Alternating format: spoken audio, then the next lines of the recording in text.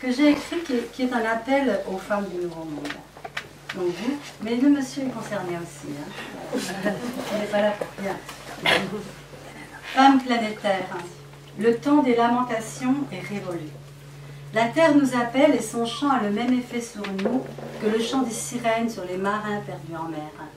Mais cette attraction, au lieu de nous engloutir, nous redresse vers le ciel et nous donne la force d'avancer, d'agir et de redonner vie à nos ventres stérilisés par la sécheresse des cœurs et la dominance du mental qui obscurcit le rayonnement de la conscience.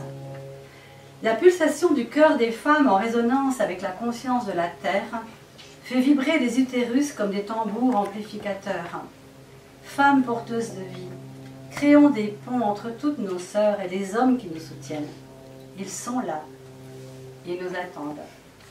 Qui que nous soyons, quel que soit notre âge, la couleur de notre peau, notre race, nos origines, nos croyances, notre appartenance, si notre but est d'honorer et célébrer la planète, la nature et tous les êtres vivants, si ce qui nous anime c'est de redonner pureté aux eaux, diversité dans les prairies et les forêts, abondance des chants d'oiseaux, si c'est développer la sororité, la fraternité, la joie des cœurs et des corps, l'éveil de la conscience, et permettre à nos enfants et aux générations futures de se réjouir de traverser cette terre, de célébrer la vie et de dissoudre les chaînes de l'inconscient collectif, alors réveillons-nous. Libérons nos corps des traumas, des jugements et des mémoires cellulaires de souffrance, révolte, victimisation, accusation.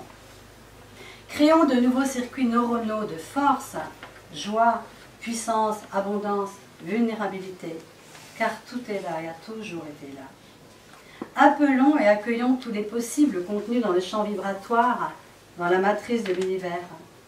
Notre mental ne les connaît pas encore, mais l'être illimité que nous sommes sait et perçoit l'infinitude cachée derrière les murs égotiques. Vivons au-delà des dogmes, au-delà de toute appartenance et confession, au-delà des égos, de la comparaison, du jugement, du paraître, de la réactivité, du blâme, de la culpabilité. Donnons la main à la mère originelle, la source, la conscience infinie. Ouvrons cet espace intérieur du recevoir et de la perception, afin que nos actions soient inspirées par l'intuition et non par le voile de la réaction et de l'illusion. Redressons-nous dans cet axe terre, corps, cœur, conscience, et soyons les inspiratrices d'un monde nouveau, sans développer arrogance ou supériorité. Soyons chacune et chacun des artisans d'une nouvelle terre, au-delà de la dualité et des polarités opposées, au-delà du triangle dramatique, victime, bourreau, sauveur. Ouvrons notre cœur au pardon, ce don, ce cadeau, offert dans la traversée des épreuves qui amène la prise de conscience qu'il n'y a finalement rien à pardonner et que nous devons juste tracer de nouveaux chemins.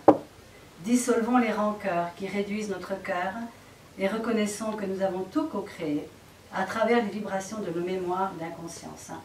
Alors, pourront émerger les graines d'une nouvelle humanité, où chaque fleur que nous sommes fleurira et s'épanouira pour donner son parfum différent au monde.